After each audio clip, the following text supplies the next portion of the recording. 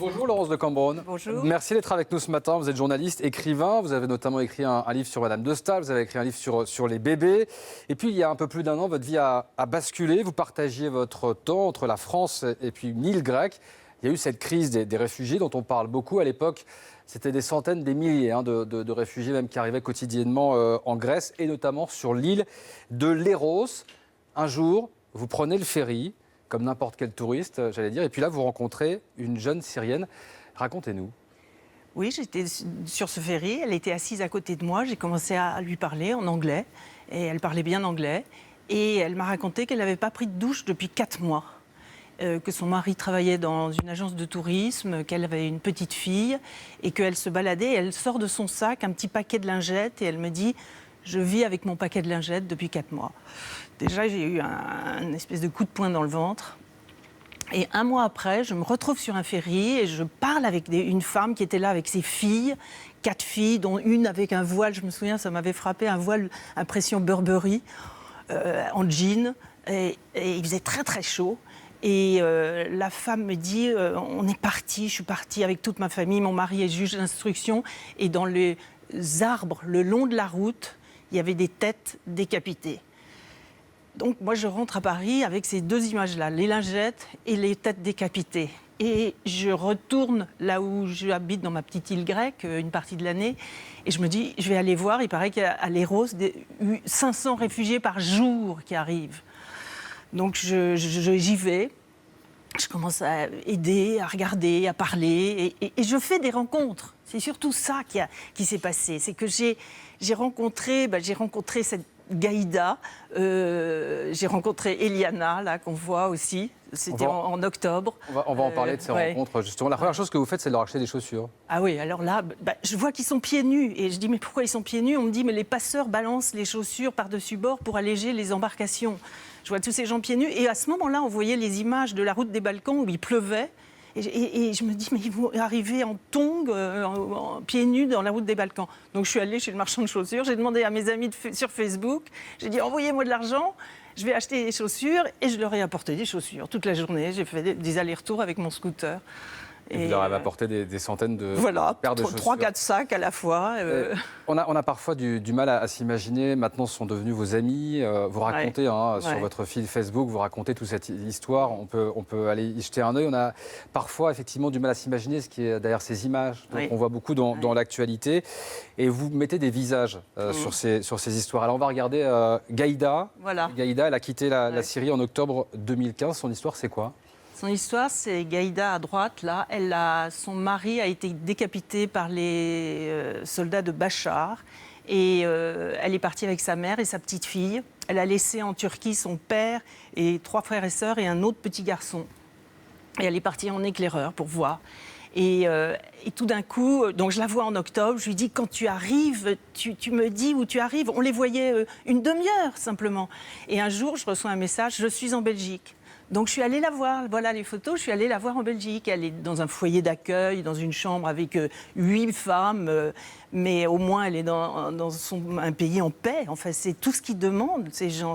Ils s'en fichent des conditions de vie, de la religion, de tout. C'est pas leur problème. Leur problème, c'est de vivre avec un pays, d'élever leurs enfants dans un pays en paix.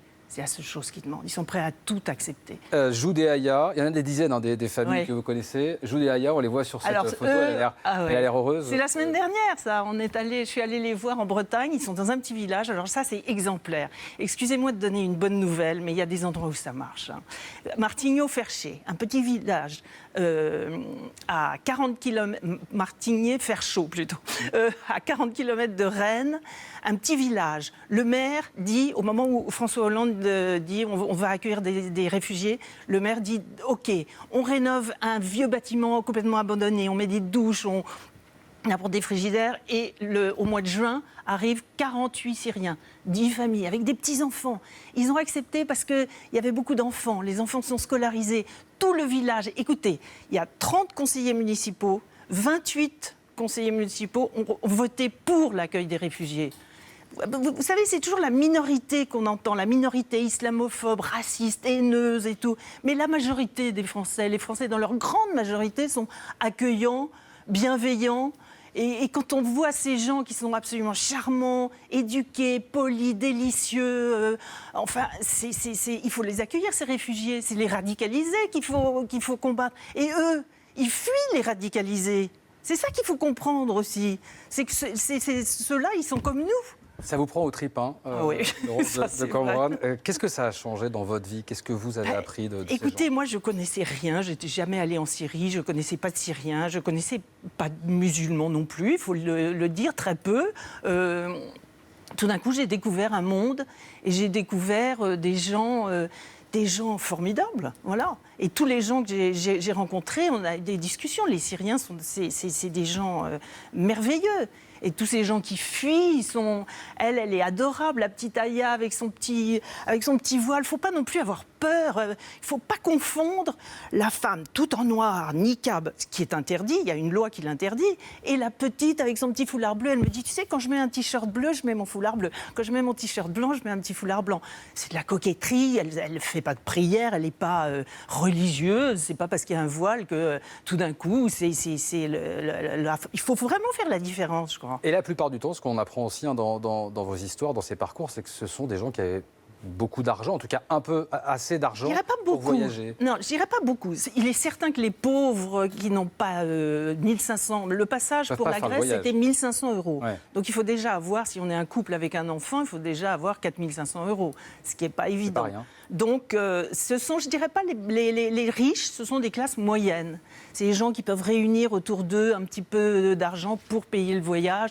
Ils ont un peu, oui, mais ce ne sont pas des riches non plus. Hein. Vous continuez à leur venir en aide. Est-ce qu'on peut vous aider, Laurence de Cambronne, si les téléspectateurs nous regardent ce matin et qu'ils se disent tiens, je vais... Oui, moi je suis sur Facebook. Moi, c'est mon arme de guerre, c'est Facebook. Hein. Alors donc, c'est comme ça que ça a commencé. Mes amis m'ont envoyé de l'argent, des virements, des chèques et tout. Après, j'envoie par Western Union de l'argent en Suède à Eliana, de l'argent en Belgique à Gaïda. Je vais en Bretagne. Enfin, voilà. Moi, j'ai choisi ces trois-là et je les soutiens, je les aide. On ne peut pas aider tout le monde, mais voilà. Vous pouvez déjà redonner le sourire à quelques personnes. Voilà, exactement. Bravo et merci beaucoup. C'est vrai que c'est un discours différent qu'on n'a pas l'habitude d'entendre, notamment sur les chaînes d'information. Merci d'avoir été avec nous, Laurence de Cambronne. On vous souhaite beaucoup de courage aussi. Et c'est à eux qu'il faut souhaiter du courage. Parce évidemment. Merci beaucoup. C'est eux qui ont vécu l'horreur.